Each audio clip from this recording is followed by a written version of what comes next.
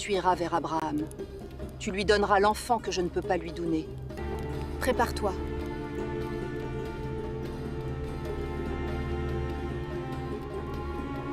Plus de la moitié de la population mondiale, juifs, chrétiens, musulmans, reconnaît un seul homme comme le père de tous. Des peuples qui n'ont pas pu se mettre d'accord pendant des siècles, comment peuvent-ils tous accepter le même ancêtre? Cet homme est à l'origine de tout. Mais vous êtes-vous jamais demandé, si cet homme est notre valeur commune à tous, pourquoi personne ne raconte le monde d'où il venait? Parce que lorsque vous comprenez ce monde, vous réalisez à quel point tout ce qu'on vous a enseigné sur Abraham est incomplet. Cet homme ne venait ni d'un village désertique, ni d'un palais. Il venait de l'une des villes les plus sophistiquées du monde antique. Et il a tout laissé derrière lui. Pourquoi? Et qu'est-ce que cela nous dit sur la vie il y a 4000 ans? Tout cela et bien plus encore dans cette vidéo. Regardez jusqu'à la fin. Ce que vous allez apprendre sur Abraham enrichira votre compréhension du monde antique, des religions et de l'histoire. Vers 2000 avant notre ère, la Mésopotamie, l'Irak actuel, la Syrie, le site de la Turquie est le centre du monde civilisé. Des dizaines de villes prospèrent entre le Tigre et l'Euphrate. Une géographie traversée par les routes de la soie et des épices, parsemée de centres commerciaux. Ur est l'une des plus importantes.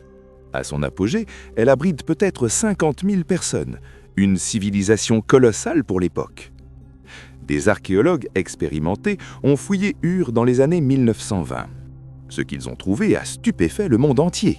Des bijoux en or d'une facture extraordinaire, des instruments de musique, des livres et des harpes en or ornés de têtes de taureaux, des tombes royales où des dizaines de serviteurs avaient été inhumés avec leurs maîtres selon les pratiques de l'époque, pour les accompagner dans l'au-delà. Abraham venait précisément de cette ville. Pour le comprendre vraiment, il faut d'abord comprendre dans quel monde il vivait. Il y a 4000 ans, une journée à Ur commence avant l'aube. Les premières lueurs, un orange profond sur les toits plats des maisons en briques crues, annoncent la voix des prêtres depuis la ziggourate. La ziggourate d'Ur est d'une pyramide à degrés de 30 mètres de haut, peinte en rouge et noir, visible à des kilomètres à la ronde. La demeure de Nanna, le dieu de la lune. Chaque matin, les prêtres montent saluer le dieu et présenter les offrandes. Mais ce temple ne servait pas seulement aux besoins spirituels des hommes.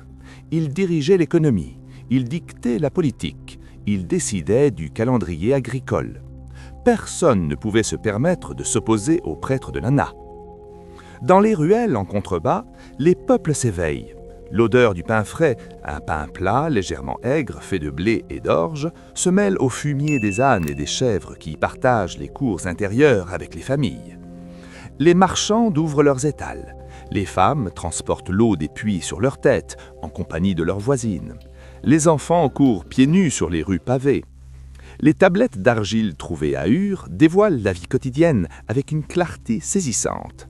On y trouve des contrats de location, des reçus d'achat de grains, des lettres entre commerçants. « Envoie immédiatement 12 moutons, sinon j'annule le contrat. »« J'ai payé 3 cycles d'argent pour une jarre de bière, tu m'en dois une autre. » La vie était régie par le commerce, la dette et le contrat. Abraham, dont le nom d'origine était Abram, qui signifie probablement « père exalté », venait d'une famille de marchands ou de notables. Selon différentes sources, son père Hazar est décrit comme un fabricant d'idoles, probablement un artisan vendant des objets de culte. Une famille respectable, établie, à l'aise. Sa femme, Sarai, est décrite comme une femme d'une beauté extraordinaire. Une beauté qui allait bientôt devenir la plus grande peur d'Abraham. Mais nous n'en sommes pas encore là. Un jour, Dieu dit à Abraham, « Quitte ton pays, ta parenté et la maison de ton père, pour le pays que je te montrerai. » La première question qui vient à l'esprit de celui qui entend cela, « Où ?» Mais la bonne question est, à quel âge? Abraham avait 75 ans quand cet ordre lui parvint. Il y a 4000 ans, vivre jusqu'à 75 ans était littéralement un miracle, à une époque où la plupart étaient déjà morts. Et c'est précisément à ce moment-là, quand le corps dit « c'est assez », que Dieu dit « maintenant ça commence ». Mais Abraham n'avait pas de carte, pas d'itinéraire, pas de date d'arrivée, seulement un Dieu en qui il croyait de tout son cœur, convaincu qu'il ne l'abandonnerait pas à mi-chemin. Et voici ce qui est vraiment étrange. Abraham a quitté une métropole pour aller vivre sous une tente dans le désert. Une ville avec des égouts, des bibliothèques, un système bancaire, des immeubles à plusieurs étages. Il a abandonné la plus développée de son époque pour se diriger vers un monde droit que Dieu lui montrerait. Pour comprendre pourquoi quelqu'un ferait cela, il faut d'abord savoir ce qu'il a vécu sur la route. Et ce qu'il a vécu révèle clairement qu'Abraham n'était pas l'homme parfait que les livres saints semblent enseigner. Lorsqu'ils arrivent à Canaan, Dieu dit à Abraham « Je donnerai ce pays à ta descendance ». Abraham construit un autel à Dieu et l'adore. Il continue sa vie ici. Puis vient la famine. Et Abraham, cet homme qui venait tout juste de recevoir la promesse de dresser l'autel, descend vers le sud, en Égypte. La plupart des récits passent ce détail sous silence, mais l'Écriture, elle, ne l'oublie pas. En approchant de l'Égypte, une peur le traverse, une peur liée à sa femme. Saraï, amant d'une beauté extraordinaire, si extraordinaire qu'Abraham se dit « Les Égyptiens vont me tuer en la voyant » et chercher à l'acquérir. Il dit alors à Saraï « Dis, s'il te plaît, que tu es ma sœur. Ainsi on me traitera bien à cause de quoi, et notre vie sera sauve. » Techniquement, ce n'est pas entièrement faux. Différentes sources rapportent qu'elle était une proche parente, mais l'intention est de tromper. C'est la première grande fissure de cet homme, connu pour sa foi. Et ce qu'il craignait arrive exactement. Les serviteurs du pharaon voient Saraï, rapportent sa beauté au pharaon. Saraï est emmenée au palais. Le pharaon comble Abraham de moutons, de bœufs, d'ânes, de serviteurs. Abraham s'enrichit. Sa femme, elle, est prisonnière dans le palais d'un autre homme. Puis Dieu intervient. Il envoie différentes plaies sur la maison du pharaon. Le pharaon comprend la vérité et convoque Abraham. « Pourquoi m'as-tu fait cela? Pourquoi ne m'as-tu pas dit que c'était ta femme? Pourquoi as-tu dit « c'est ma sœur » et pourquoi as-tu induit en erreur et permis qu'une telle situation se produise? Un roi païen donne une leçon de morale au père de la foi. Le texte raconte cela sans fioriture, sans excuse produite. C'est la première grande épreuve d'Abraham et il ne la surmonte pas. Mais Dieu ne l'abandonne pas. Ils repartent d'Égypte comme des réfugiés, mais cette fois incroyablement riches. Moutons, bœufs, or, argent, et parmi ces richesses, une servante égyptienne. Elle s'appelle Agar. Retenez ce nom. Quand Abraham revient à Canaan, quelqu'un l'accompagne, son neveu Lot. Lot et Abraham sont tous deux si riches qu'ils ne peuvent plus cohabiter sur les mêmes thèses. Des disputes éclatent entre les bergers. Chaque puits, chaque vallée verdoyante devient un terrain de conflit plutôt qu'une bénédiction. Et c'est là qu'Abraham fait quelque chose d'inattendu, renonçant à son propre droit. C'est lui le supérieur dans la hiérarchie, l'aîné, l'autorité, le chef de famille. Selon les règles de l'époque, c'est lui qui choisissait en premier. Mais Abraham dit à Lot qu'il n'y ait pas de querelle entre nous. Tout le pays est devant toi. Choisis. Si tu vas à gauche, j'irai à droite. Si tu vas à droite, j'irai à gauche. C'est bien au-delà du sacrifice qu'un homme ordinaire consentirait. Lot regarde. À l'est, une plaine fertile, irriguée, verdoyante. Et au cœur de cette plaine, deux villes célèbres, Sodome et Gomorrhe. Lot choisit avec les yeux du monde. Il voit la beauté, l'abondance, et il dresse ses tentes près de Sodome. Les textes sacrés glissent ici une note petite mais capitale. Les gens de Sodome étaient méchants et péchaient grandement contre les seigneurs. Lot ne veut pas le voir. D'abord, il campe près de Sodome, puis il s'y installe, puis il devient l'un des notables de la ville.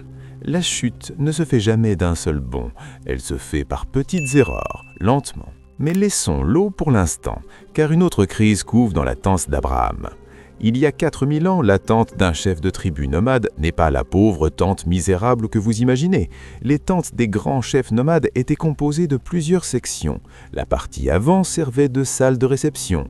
C'est pourquoi Abraham s'asseyait à l'entrée de sa tente aux heures les plus chaudes de la journée, une invitation délibérée.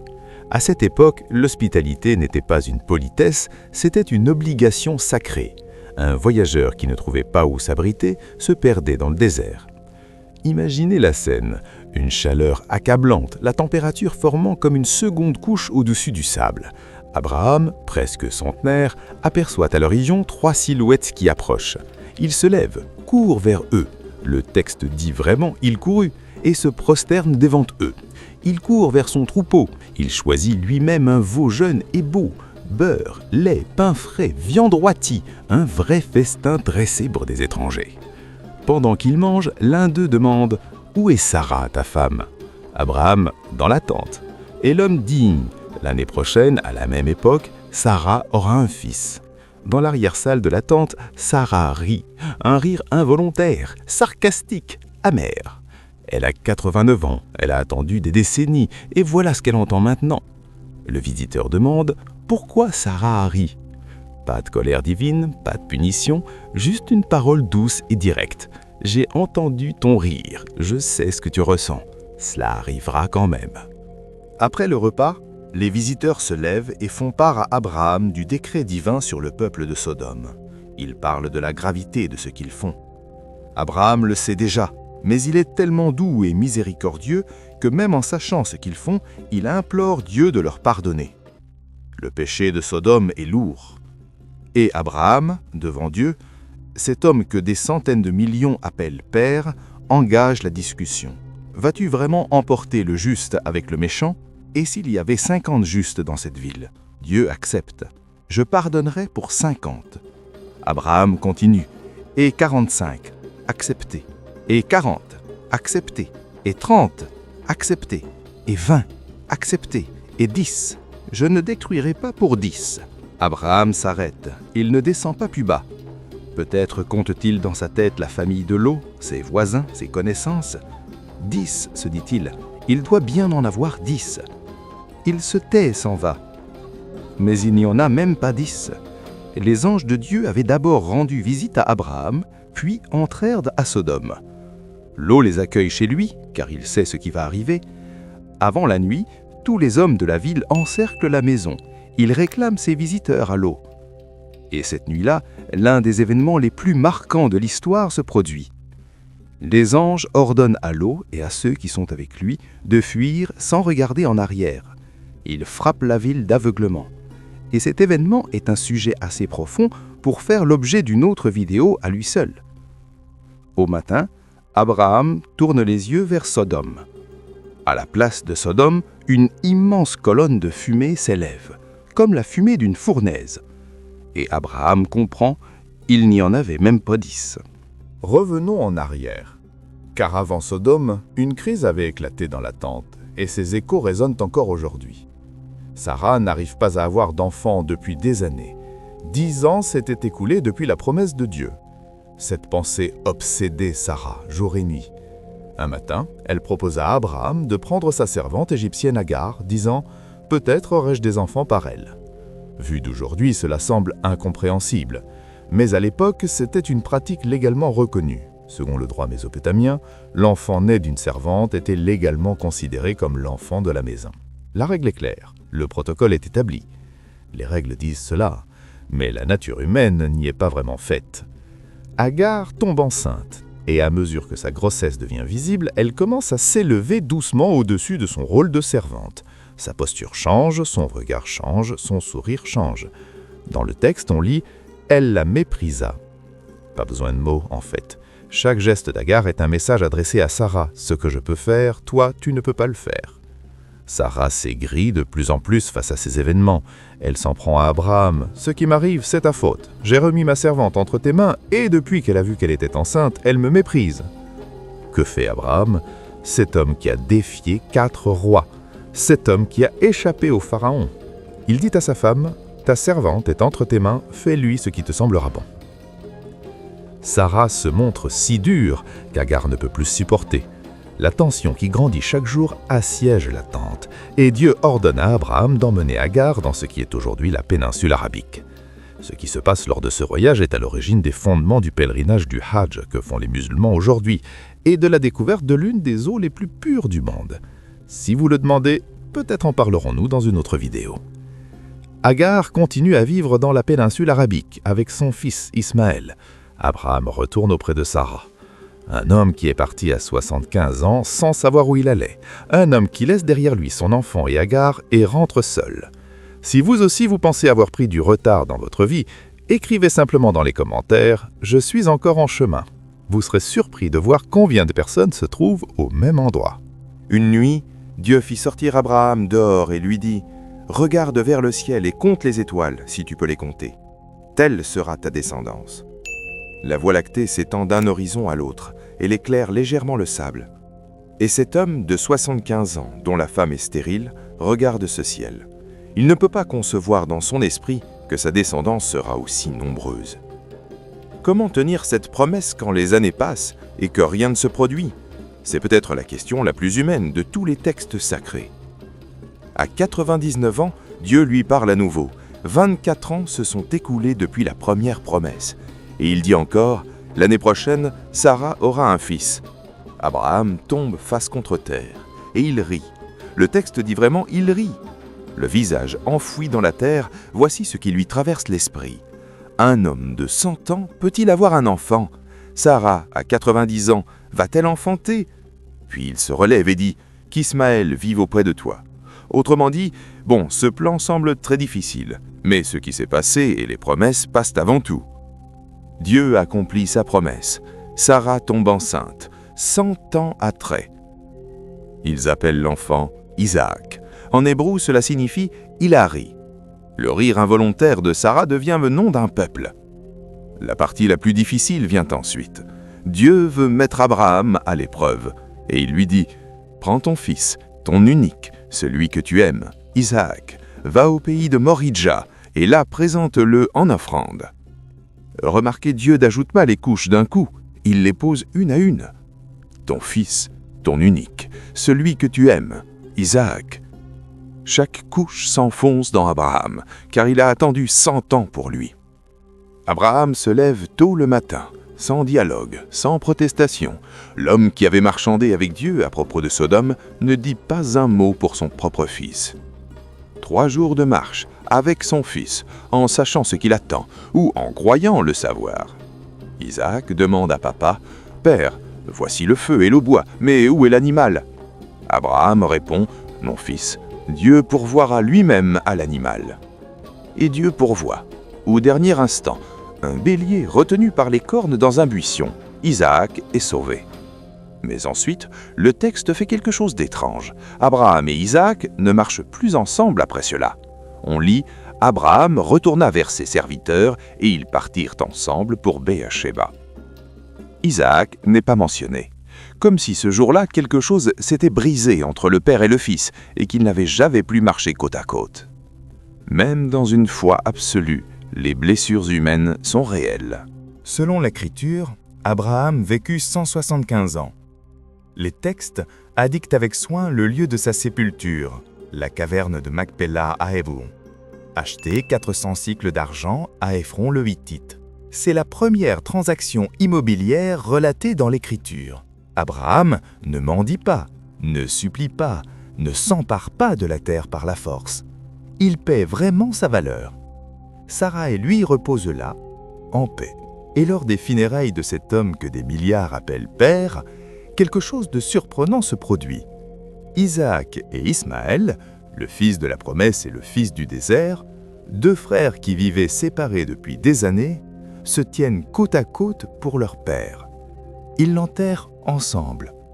En cet instant bref, une fracture millénaire se referme peut-être le temps d'un moment. Cette caverne existe encore aujourd'hui, à Hébron, sous la mosquée d'Ibrahim. Juifs, chrétiens, musulmans revendiquent tous le même homme couché sous la même pierre. L'un des lieux les plus petits et les plus disputés du monde. Dieu a donné à Abraham 2 enfants pour apaiser son long désir, Ismaël et Isaac. L'un né de sa servante, l'autre de sa femme. L'un est resté dans la péninsule arabique, l'autre a continué à vivre au pays de Canaan.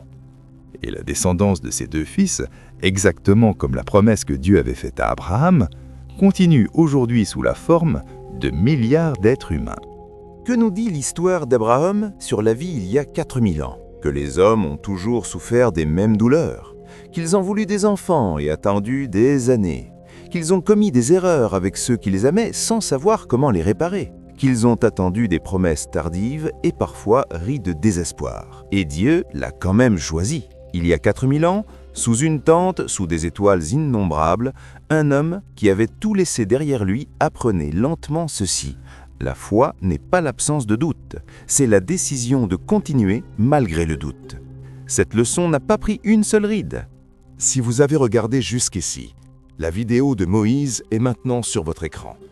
L'histoire épique d'un berger qui a grandi dans le palais du pharaon, appris toutes les sciences, connu les secrets des pyramides et libéré son peuple des mains du pharaon. Cliquez maintenant, je vous attends là-bas. Cette année, un enfant hébreu naîtra. Et quand il grandira, il mettra fin à ton règne.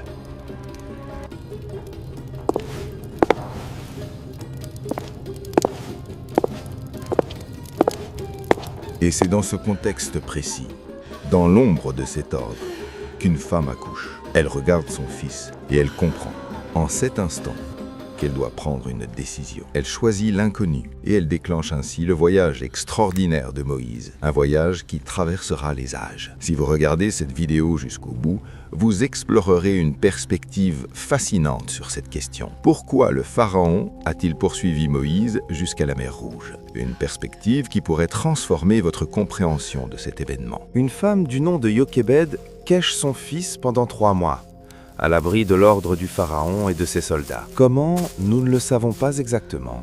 Peut-être dans un creux sous les tapis au sol, peut-être dans un coffre, peut-être qu'elle l'allaite seulement la nuit, et qu'elle l'enveloppe dans des linges humides le jour pour étouffer ses pleurs. Des soldats patrouillent chaque nuit dans les quartiers des esclaves. La dénonciation d'un voisin suffirait à tout faire basculer. Le courage qu'elle déploie pour protéger son fils dans un tel monde force encore le respect aujourd'hui. Quand l'enfant a quelques mois et qu'elle comprend qu'elle ne peut plus le cacher, elle doit prendre une décision. Mais elle n'abandonne pas son fils. Elle tresse un petit panier en papyrus.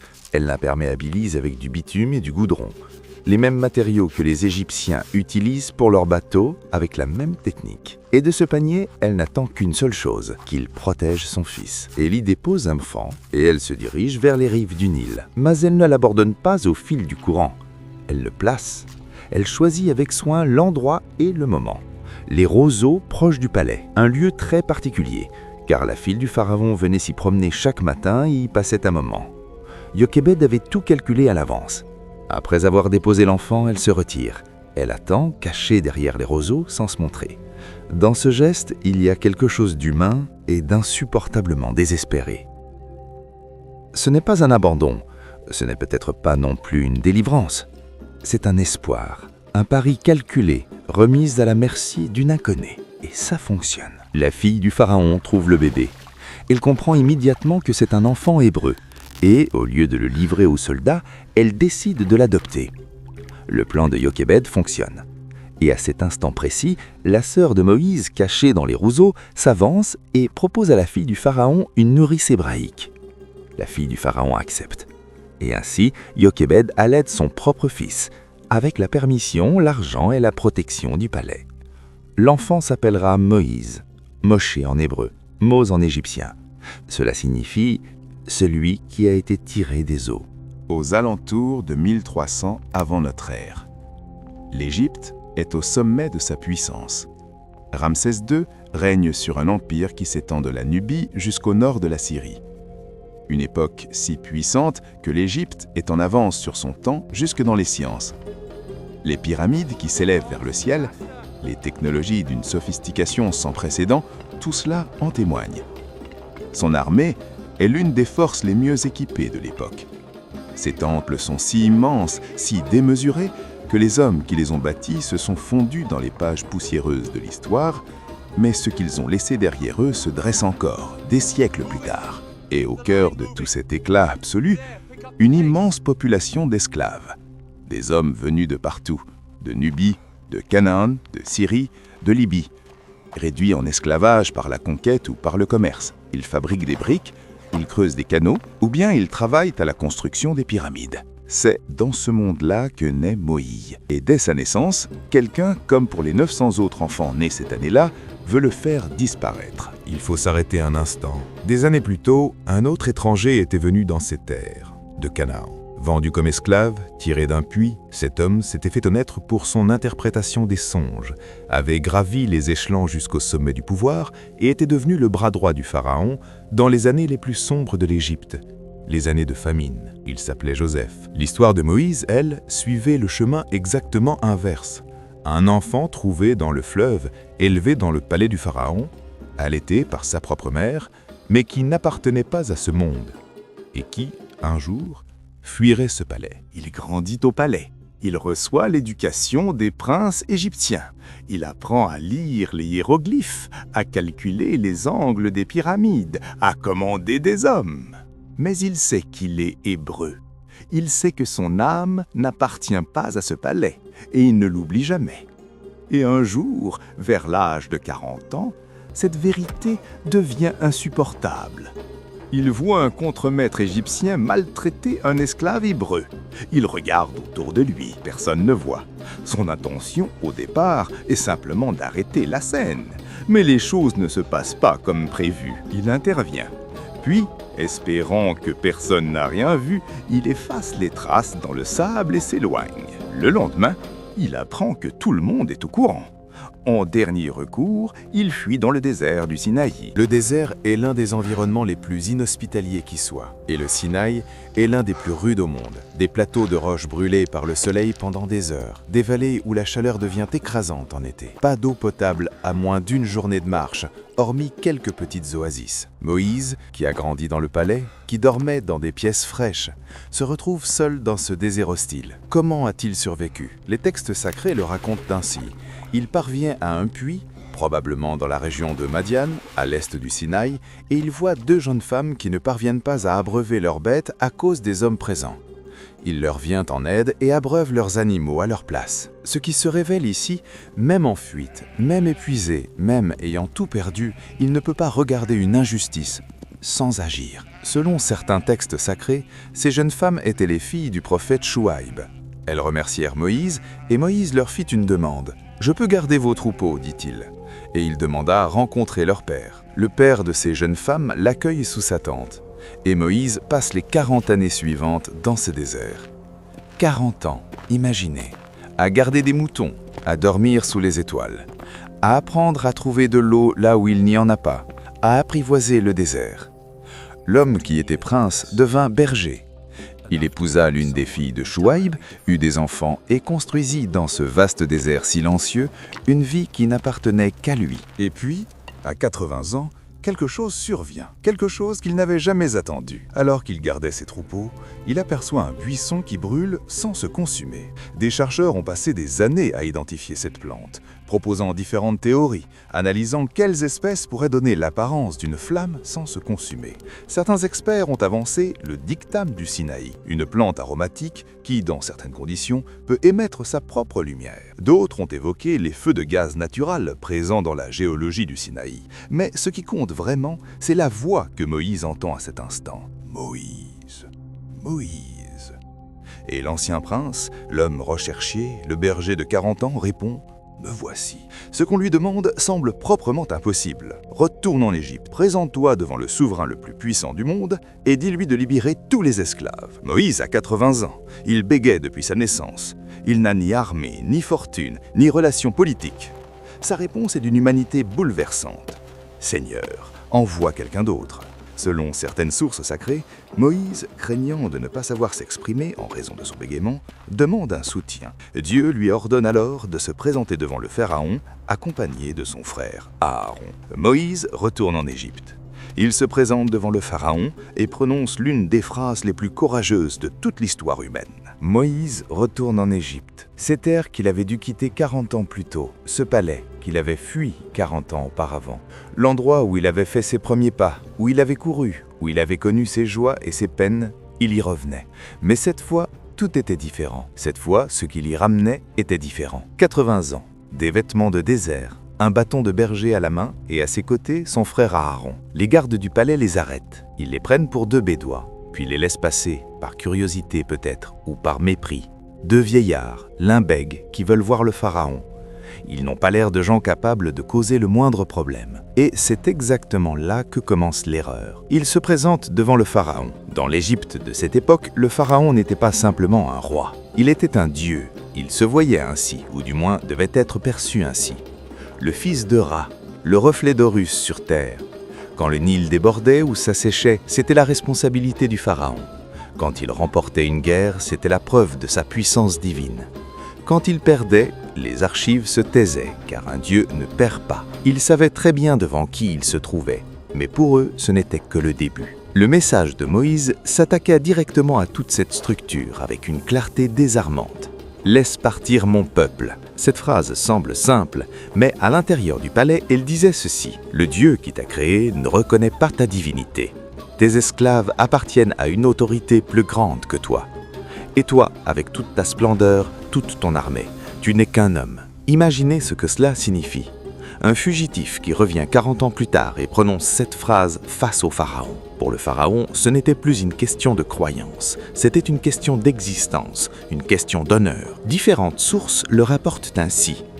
À l'époque de Moïse, la magie était si répandue que le pharaon disposait au sein de son palais de sorciers attitrés, appelés praticiens des Héka. Face aux paroles de Moïse, le pharaon lui propose un duel et ses sorciers se retrouvent face à face avec Moïse. Des chercheurs ont trouvé dans ces sources un détail fascinant. Il est possible de paralyser temporairement certaines espèces de serpents en comprimant un point précis à la base du cou.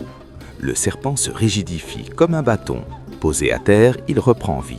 Un bâton qui semble soudainement se transformer en serpent. Les sorciers jettent eux aussi leurs bâtons à terre pour le duel. Ceux qu'ils lancent se mettent aussitôt à ramper. Des serpents en mouvement, le salon s'enfonce dans un silence chargé d'attente.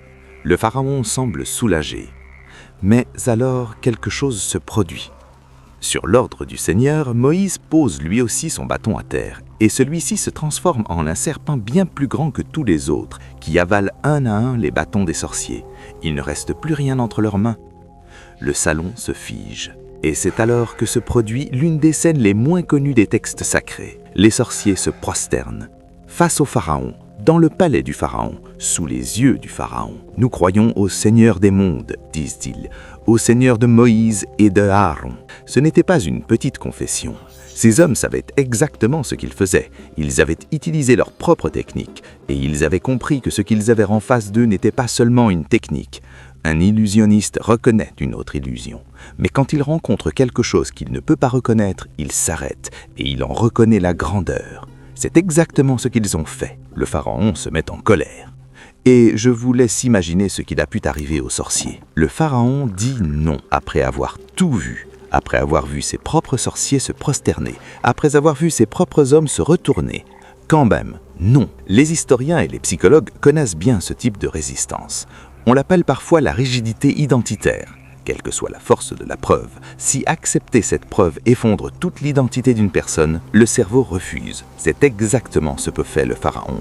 Il voit tout et refuse quand même d'accepter. Pour lui, croire n'était pas un simple acte mental. Croire, c'était descendre de son trône, c'était l'effondrement de son économie, c'était la fin de tout ce qu'il avait construit pendant des années. Et c'est précisément pour cela, malgré tout, que le pharaon ferme la porte. Parfois, la plus grande cécité, c'est de refuser de voir. Le pharaon refuse de renoncer à sa prétention divine et à ses esclaves. Alors viennent les 10 plaies, l'eau changée en sang, les grenouilles, les moustiques, les mouches, les maladies du bétail, les ulcères, la grêle, les sauterelles, les ténèbres et la dernière, qui causa un grand chagrin et une immense affliction dans chaque foyer. Des chercheurs étudient ces plaies depuis des décennies sous un angle différent, et ce qu'ils ont trouvé est suffisamment réel pour vous surprendre.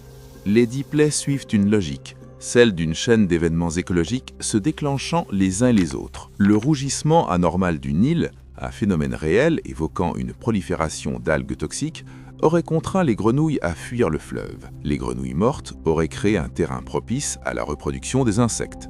Ces insectes auraient propagé des maladies aux animaux. Et les catastrophes écologiques se seraient enchaînées par effet de minou. Est-ce que cela explique le plaie? Peut-être. Mais cela n'explique pas leur timing. Car dans le récit, chaque plaie commence exactement au moment où Moïse le dit et s'arrête exactement quand il le demande. Ce n'est pas une coïncidence. C'est une démonstration de contrôle.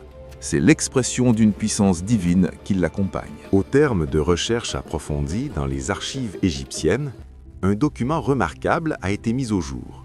Le papyrus Ipouer. Rédigé par un scribe égyptien de l'époque, ce texte décrit une série de catastrophes qui ont frappé l'Égypte des siècles auparavant. Les eaux changèrent de couleur, Les maladies se répandirent, l'ordre social s'effondra. Les égyptologues débattent encore de la datation du document, mais de nombreux chercheurs y voient l'écho du livre de l'Exode. Il n'est pas surprenant que les archives égyptiennes ne mentionnent jamais Moïse. Les Égyptiens avaient pour habitude d'effacer leurs défaites et leurs moments difficiles de leur registre, ou bien les pharaons interdisaient simplement qu'on les consigne. Ramsès II a lui-même présenté la bataille de Kadesh, où il a failli être capturé, comme une victoire dans ses inscriptions. Un souverain contraint de libérer 2 millions de personnes ne laisse aucune trace de cette honte. La traversée de la mer des roseaux, traduction littérale du terme hébreu Yam Souf, est la scène la plus célèbre de l'Exode. Tandis qu'océanographes et géologues se penchaient sur cette scène parmi les plus épiques de l'histoire, plusieurs hypothèses ont émergé. Yam Souf pourrait désigner l'un des lacs peu profonds de la région actuelle du canal de Suez. Des simulations informatiques réalisées par la NASA en 2010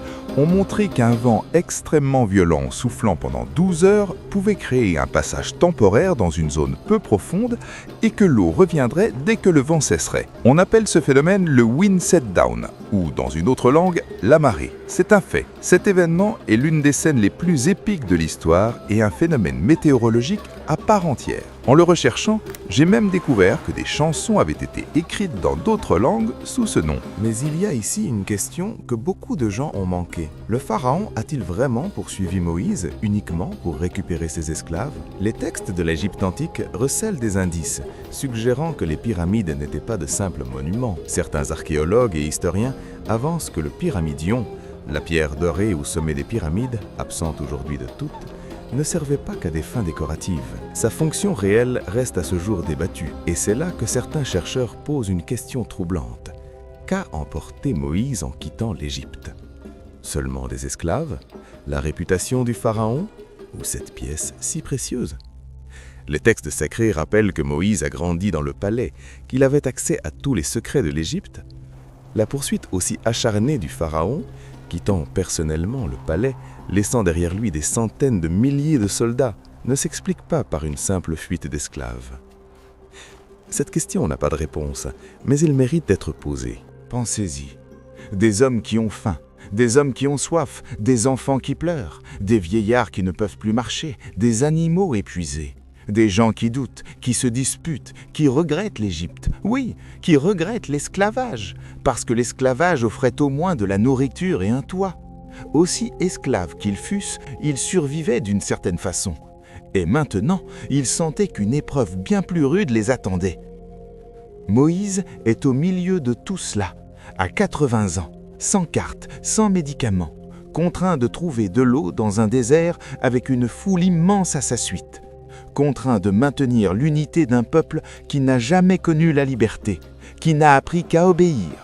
La vie de chacun et tout ce qu'il possède repose sur ses épaules.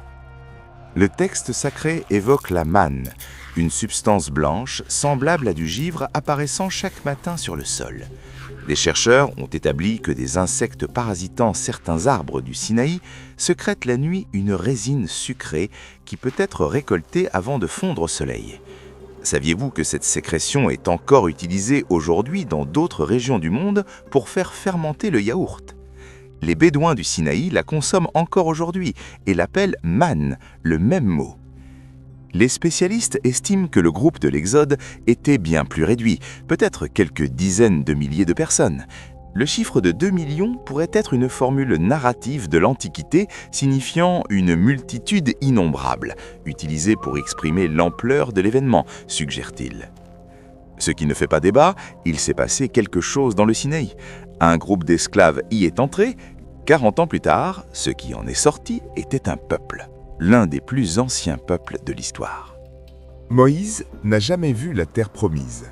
Après 40 ans dans le désert, à quelques kilomètres seulement du but, il prend congé de la vie sur le mont Nebo. Les yeux tournés vers une terre qu'il n'atteindra jamais, à 120 ans. Et le texte dit quelque chose de remarquable. Ses yeux n'étaient pas éteints et sa vigueur n'avait pas disparu. Il voit Canaan au loin et il ferme les yeux. À ce jour, il n'a pas de tombe connue, pas de monument, pas de pyramide, pas de temple, pas de statue colossale à son nom. l'homme le plus important de l'histoire d'Israël, celui qui a parlé à Dieu, qui a libéré un peuple de l'esclavage, qui a donné une loi à une nation, disparaît dans l'histoire sans laisser de traces. Et c'est peut-être exactement ainsi que cela devait être. Car Moïse n'a jamais été l'histoire, il en a été le messager. L'histoire véritable, c'était le peuple qui l'a conduit. Et ce peuple existe encore aujourd'hui. Si vous avez regardé jusqu'ici, une vidéo vient d'apparaître sur votre écran.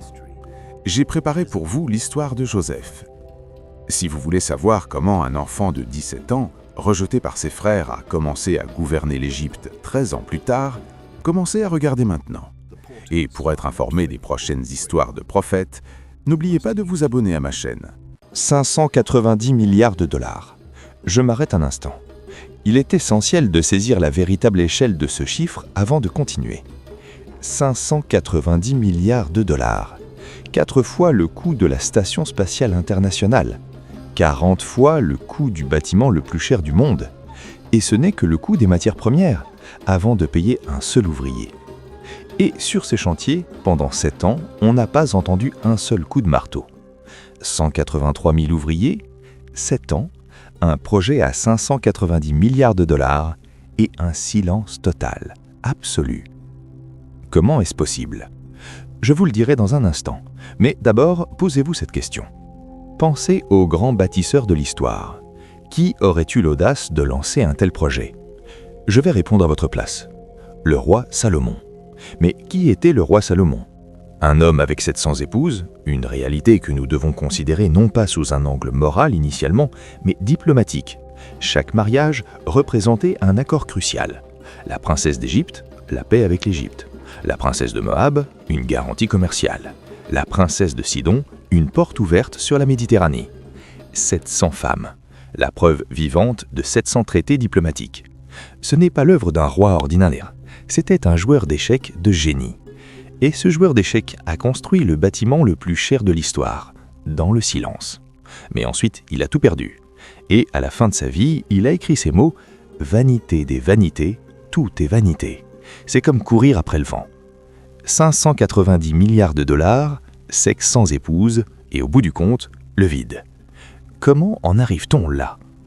La réponse est cachée dans une ville, Jérusalem, la Jérusalem de Salomon. Cette ville extraordinaire, la prunelle des yeux de toutes les religions. Regardez jusqu'à la fin. Cette vidéo va vous révéler des choses sur la Jérusalem de Salomon que vous n'avez jamais entendues nulle part. Vers 970 avant notre ère, n'imaginez pas Jérusalem, parce que la ville que vous avez en tête n'existe pas encore. Quand Salomon monte sur le trône, Jérusalem est une petite bourgade coincée entre deux vallées profondes, environ 6 hectares, quelques terrains de football mis bout à bout. Trop petite pour être une capitale impériale, elle ressemble davantage à un poste militaire. L'archéologue Yigal Shilo a fouillé ce site pendant 10 ans dans les années 1980. Son verdict est sans appel. La Jérusalem d'avant Salomon était une ville fonctionnelle. Mais elle était loin d'avoir la stature nécessaire pour devenir le cœur d'une nation en plein essor. Salomon regarda cette ville et se dit « Tout doit changer ». Mais comment? Parce que le problème n'était pas simplement de construire un grand bâtiment, le problème c'était la géographie. Jérusalem était une ville de collines, les espaces plats étaient quasi inexistants, il n'y avait pas de terrain suffisamment large pour ériger un temple. Et le mont Morigia, là où Salomon voulait construire, était une pente escarpée, accidentée, totalement inadaptée à la construction selon les standards de l'époque. N'importe quel autre roi se serait arrêté là en disant « c'est impossible ». Salomon convoqua ses ingénieurs, il échangea avec eux, réfléchit avec eux, et ces ingénieurs firent une promesse à Salomon. Ils allaient construire l'une des prouesses d'ingénierie les moins connues, et pourtant les plus grandes, de toute l'histoire. La première étape de ce chef-d'œuvre s'appelait le Milo.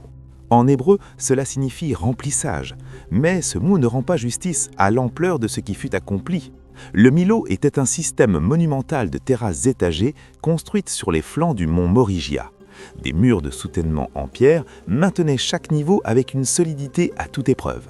Derrière ces murs, de la terre et des gravats compactés créaient des surfaces planes, couche après couche, terrasse après terrasse, jusqu'à ce que le flanc de la montagne devienne une plateforme suffisamment large, suffisamment plane pour accueillir le temple.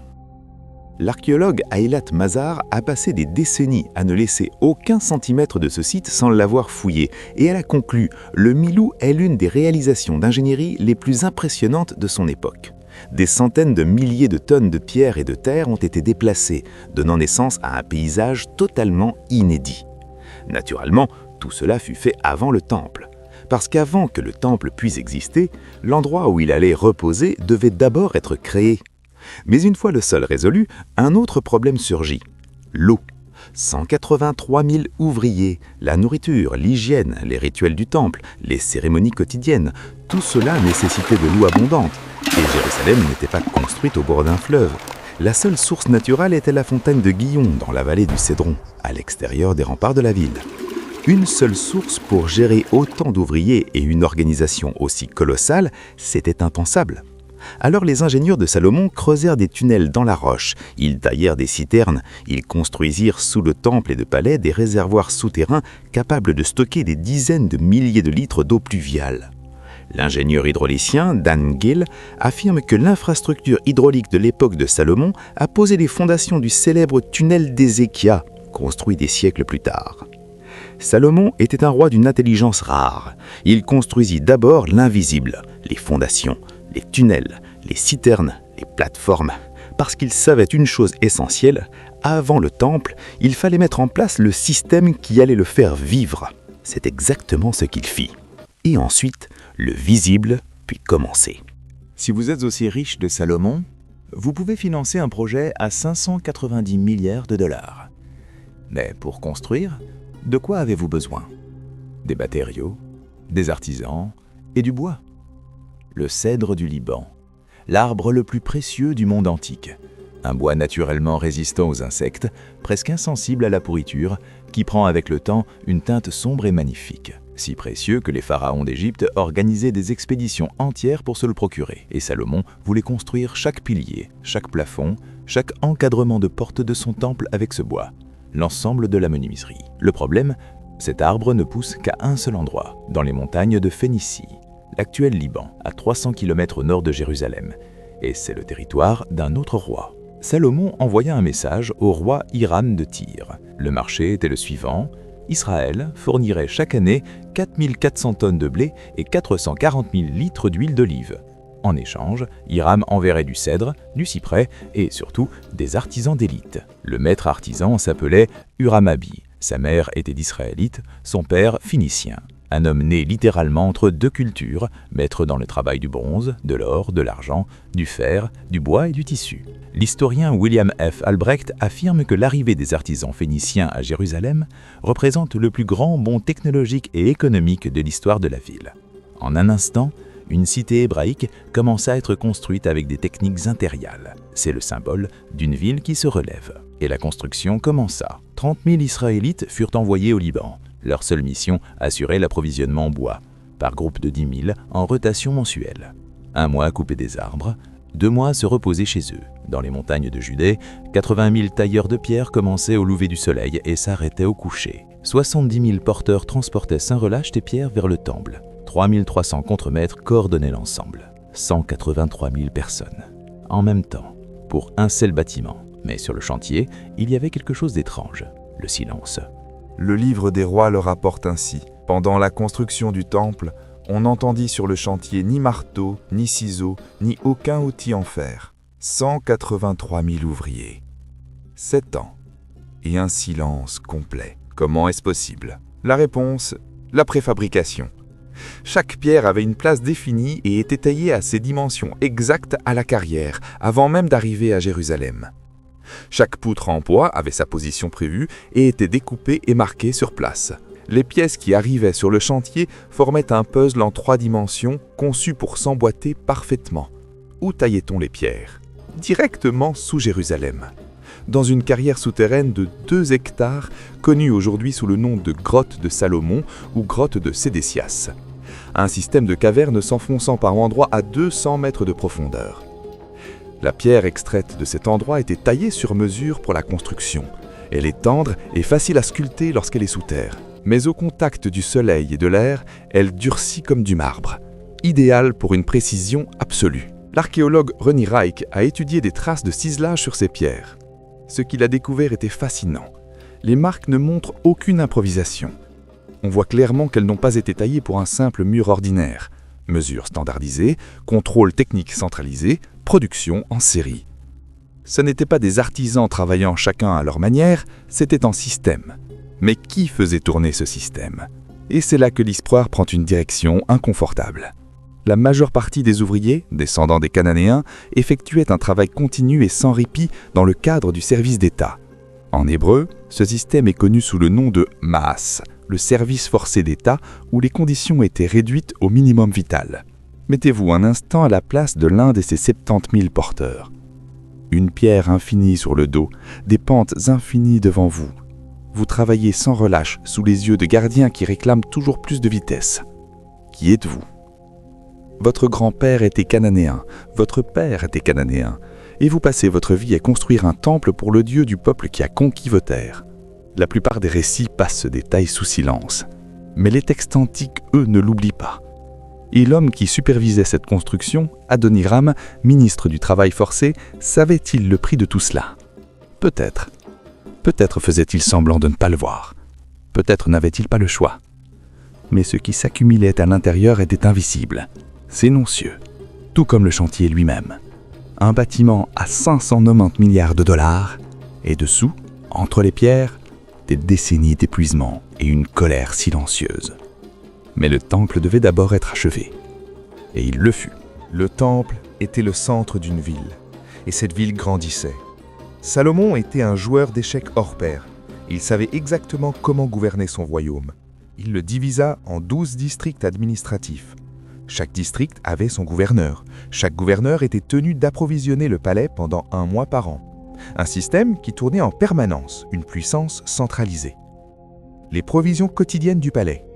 30 cors de fine farine, 60 cors de farine ordinaire, 10 bœufs ruercés, 20 bœufs de pâturage, 100 moutons, sans compter les cerfs, les gazelles et les volailles engraissées. Chaque jour, sans exception. Ça n'était pas un palais, c'était une cité-État. La géographie avait offert à Salomon un avantage extraordinaire. Jérusalem se trouvait sur la route reliant l'Égypte à la Mésopotamie, sur la route reliant l'Arabie à la Méditerranée. Contrôler ces routes, c'était percevoir les droits de passage des routes commerciales les plus lucratives du monde antique. Résultat, le livre des rois nous dit que du temps de Salomon, l'argent était aussi commun à Jérusalem que les pierres des rues. Aussi commun que les pierres des rues, et des gens du monde entier venaient à Jérusalem. Au sud, une reine prit ses décisions. Il faut que je voie la ville de Salomon. La reine de Saba gouvernait un royaume qui contrôlait les routes commerciales les plus puissantes de l'Arabie antique. L'encens, la myrrhe, la cannelle, tout cela transitait par ces terres. Cette femme n'était pas pauvre, c'était une femme qui connaissait le monde. Et les rumeurs sur Salomon étaient parvenues jusqu'à elle. La curiosité l'avait emportée. Elle fit plus de 2000 kilomètres. Des chameaux, de l'or, des pierres précieuses, des épices et tout le faste d'une reine. Qu'a-t-elle su en entrant à Jérusalem? Elle a vu le temple, le palais, la table du roi, l'ordre parfait des officiers. Et les textes antiques nous disent, elle en eut le souffle coupé. Puis elle dit à Salomon, la moitié de ce dont j'étais été témoin ne m'avait même pas été rapporté. C'est quelque chose qui n'arrive presque jamais dans l'histoire de l'humanité. Les rumeurs exagèrent toujours, la distance diminue toujours la réalité. Il y a toujours un écart immense entre ce qu'on raconte et ce qu'on trouve. Avec Salomon, c'était l'inverse. La réalité dépassait la légende. Et c'est précisément à ce moment-là, quand tout était parfait, quand la ville rayonnait, quand les yeux du monde entier étaient tournés vers elle, que quelque chose commença. Lentement, silencieusement. Revenez en arrière. Rappelez-vous ces 700 femmes.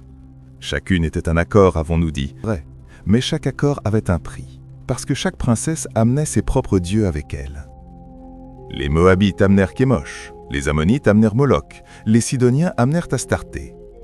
Et Salomon leur construisit des temples. Je voudrais que vous vous arrêtiez un instant pour réfléchir. Cet homme pouvait gérer simultanément 700 relations diplomatiques avec une maîtrise absolue. Il avait appliqué la préfabrication 3000 ans avant nous. Il avait orchestré l'une des opérations logistiques les plus complexes de l'histoire. Il tenait entre ses mains les réseaux commerciaux les plus actifs du monde. Cet homme n'était pas stupide. Alors, pourquoi? Le livre des rois indique le moment. Dans sa vieillesse. Le texte hébreu utilise le mot nata, signifiant s'incliner ou se courber lentement. Salomon ne s'est pas effondré brutalement, il était comme un arbre qui se plie face au vent, imperceptiblement. Chaque concession le courbait un peu plus, un geste pour plaire à une épouse, un rituel toléré pour une autre, un petit hôtel construit pour une troisième. Et un jour, sans que l'on puisse identifier le point de bascule, sans que personne ne s'en aperçoive, il se retourna et ne se reconnut plus. Il était vieux, mais son combat continuait, tout comme le vôtre, tout comme le mien. Seuls ceux qui sont encore dans la lutte connaissent ce sentiment. Si vous aussi vous tenez bon malgré tout, écrivez dans les commentaires « J'avance quand même ». Sur la colline à l'est de Jérusalem, deux choses coexistaient désormais. Le temple et l'autel de Moloch. Dans le même regard, dans la même ville, construit par les mêmes mains. Les archéologues connaissent bien cette colline, le versant à l'est de Jérusalem. Les générations suivantes l'appelèrent la montagne du déshonneur. Elle porte encore ce nom sur les cartes aujourd'hui. Le nom n'a pas changé, parce que la mémoire n'a pas changé, parce que cela mérite encore d'être rappelé. Et vous souvenez-vous de cette accumulation silencieuse, de la colère muette de ces 70 000 porteurs? À la mort de Salomon, Roboam monta sur le trône. Les tribus du Nord vinrent le trouver avec une seule demande bien légitime. « Allège le lourd fardeau que ton père nous a imposé. » Roboam consulta ses conseillers. Les anciens lui dirent « Sois le serviteur de ce peuple, ils seront tes serviteurs pour toujours. » Roboam préféra écouter les jeunes conseillers. Et il leur dit « Mon père vous a imposé un fardeau lourd, je vous imposerai un fardeau plus lourd encore. » Les tribus du Nord repartirent. Et le royaume fut divisé en deux. Ce qui était construit en 40 ans fut réduit en miettes par le mauvais choix d'un jeune roi. Le temple à 590 milliards de dollars fut réduit en cendres par les Babyloniens 373 ans plus tard. Mais Salomon fit une chose. Il écrivit ses expériences, ses joies, ses erreurs, tout ce qu'il avait vécu. Il regarda en arrière et écrivit. Savez-vous à quelle conclusion il est arrivé? Vanité des vanités. Tout est vanité. En hébreu, ce mot est Evel, signifiant vapeur ou fumée, ce qui échappe de vos doigts lorsque vous tentez de le saisir. Et il dressa une liste. L'homme le plus riche de l'histoire, la liste de tout ce qu'il avait possédé. J'ai bâti des maisons, j'ai planté des vignes, j'ai fait des jardins, j'ai accumulé de l'argent, j'ai accordé à mes yeux tout ce qu'il désirait. Il a tout essayé, il a tout vécu, il a expérimenté, il a gagné, il a perdu. Et il écrivit « Tout est vanité et poursuite du vent ». Puis il écrivit autre chose, une seule phrase au-dessus de tout le reste. « Jouis de la vie avec la femme que tu aimes ». Au singulier, une femme. L'homme aux 700 épouses, au soir de sa vie, ne dit plus qu'une seule chose, une et une seule. La profondeur de ce mot est immense. Seuls ceux qui n'ont qu'une seule personne dans leur vie peuvent vraiment comprendre. Si vous êtes de ceux-là, écrivez dans les commentaires « rien qu'une ». C'est l'aveu le plus silencieux de toute l'écriture. Pas de scène de deuil, pas de larmes, juste le conseil d'un vieil homme, un conseil qu'il n'a jamais suivi lui-même. Et ce qui est étrange, tous ces mots, c'est lui qui les a écrits, c'est lui qui les a ressentis. Salomon ferma les yeux vers 930 avant notre ère. Il avait environ 60 ans. Il régna pendant 40 ans. Les 20 premières années, une ascension vertigineuse. Les 20 dernières, une descente lente, silencieuse, imperceptible. Qu'est-ce qui reste de Salomon aujourd'hui? Pas de temple, pas de palais, pas de trône en ivoire, pas d'or, pas de splendeur. Mais sous Jérusalem, sous les millénaires de couches qui recouvrent la ville d'aujourd'hui, il y a le tunnel creusé par les ingénieurs de Salomon, les 1000 eaux, ces murs de soutènement qu'il a construits, les citernes qu'il a taillées dans la roche. L'archéologue Dan Pahat affirme « Où que vous creusiez à Jérusalem, vous trouverez immanquablement les traces de l'époque de Salomon. » Et sur du papier, ces mots, des mots qui gardent toute leur force aujourd'hui. Courir après le vent. Jouis de la vie avec la femme que tu aimes. La crainte de Dieu est le commencement de la sagesse. L'eau a fondu. Les pierres sont tombées. Les murs se sont effondrés. La splendeur a disparu. Mais ces mots n'ont pas pâli une seule fois en 3000 ans. Et maintenant, une question pour vous. Il a dépensé 590 milliards de dollars. Il a bâti dans le silence. Il a laissé le monde sans voix. Une reine en est restée bouche bée. Et à la fin, il a écrit « Tout est vanité ». Alors vous, Qu'est-ce que vous construisez? De l'argent? Une carrière? Une relation? Un nom? Un Calais? Un empire? Et quand ce que vous construisez disparaîtra, parce que tout disparaît, qu'est-ce qui restera? La réponse de Salomon, c'était ces mots. Quelle est la vôtre? Écrivez-la dans les commentaires. Si vous avez regardé jusqu'ici, vous savez déjà que sur cette chaîne, il y aura toujours une histoire qui vaut la peine d'être suivie. Et en ce moment, une vidéo apparaît sur votre écran. C'est l'histoire d'Abraham, l'ancêtre de 3 milliards de personnes. Une histoire humaine, profonde, bouleversante. Allez, venez, je vous y attends.